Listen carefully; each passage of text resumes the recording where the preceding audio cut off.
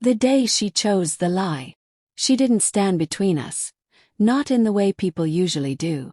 It wasn't her body that blocked the truth. It was her voice. Steady, smooth, and laced with armor. I was the accusation. She made herself the shield. That day in the boardroom etched itself into me like a scar beneath the skin. I'd walked in with months of buried numbers. 6 long months of discrepancies disguised as normal expenditures. On the surface, it looked like routine business. But I'd peeled the mask off and found the rot underneath. I expected shock, concern, maybe even some hard-earned respect. Instead, I got her voice, colder than glass under moonlight. I'm sure there's an explanation. Let's not rush to judge. Callum, the man I once called my friend. The same man who'd been making her laugh lately. Too often, too easily, and too softly. I looked at her. She didn't blink. She didn't falter. And that's when I said it, quiet but sharp. Don't defend him. You knew. Silence fell. Absolute. Like a curtain crashing down on a scene that had gone on too long. She blinked once. But she didn't deny it. And that was all I needed. I smiled then, barely. Not because I had won. No, something in me fractured in that moment. And then rebuilt itself with jagged edges. 5 years earlier, I thought I had met someone who matched me flame for flame. Her name was Isla. Fearless. Brilliant. Unapologetically ambitious. We started with laptops on a scratched kitchen table, folding chairs from her brother's garage, and a whiteboard so full of ideas it looked like a fever dream. She sold the dream, I built the engine.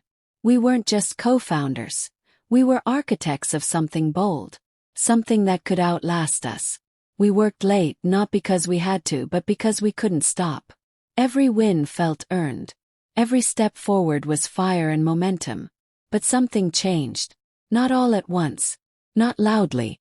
She drifted. Quietly. The kind of shift you only recognize when it's already behind you.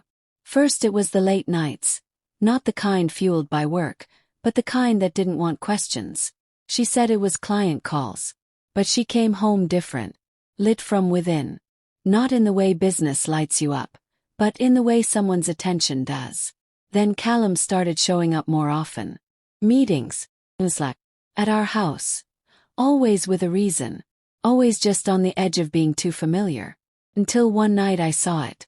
A message on her phone. Can't wait for the weekend. I need you. She smiled at it. Then saw me watching. Swiped it away without a word.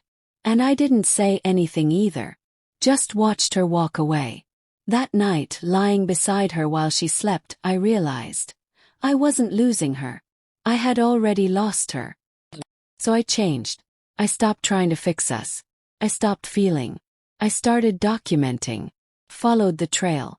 Callum had built a network of fake vendors. Shell companies with inflated invoices, siphoning money right from under us. But he couldn't have done it alone. Every approval had her signature. Every transaction bore her login. Every lie carried her fingerprint. So I built a digital twin of our infrastructure. Mirrored everything, backed up everything. I preserved every shred of proof while pretending to retreat, pretending to be the man too heartbroken to fight. She believed it. She thought I was distracted. Folding. Her. When the day came, it looked like any other Monday. 10 a.m. Quarterly review. Board members present. Investors on the call. I presented the story piece by piece. A slow unraveling of a financial hemorrhage dressed in familiar branding. Then I showed the final slide. 2 signatures. The room went still. Someone swore under their breath. Another leaned back, jaw slack. And then her voice. There must be a misunderstanding. Let's not jump to conclusions. Callum's always been. That was her final mistake. And my final moment with her. It unraveled fast after that. Audits. Internal investigations. She tried every angle. Denial, confusion, even playing the victim. But I had it all. Metadata. Timestamps. Emails. Screenshots. Recordings. Callum disappeared that same night. No forwarding address. Likely ran with a company card and the last of our cash flow. Sla lingered. Said she needed time to clear her name. But no one looked at her the same again. I gave her a choice. Walk quietly, or face charges. To walk. I rebuilt. Filled the void she left with people who didn't charm as easily, but who didn't lie either. We grew again. Slower this time. More deliberate. Stronger. Sometimes I still hear her voice. Ghosted in old training videos, buried in archived Zoom calls, lingering in the bones of what we once built. I don't miss her.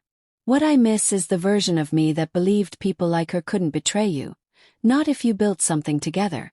That man died the moment she spoke in Callum's defense. What rose in his place? Colder, plumber, martyr, and unwilling to bleed for someone else's lie again. Because betrayal doesn't just end a story. Rewrites you. Shows you what breaks. And what survives. I survived. I didn't.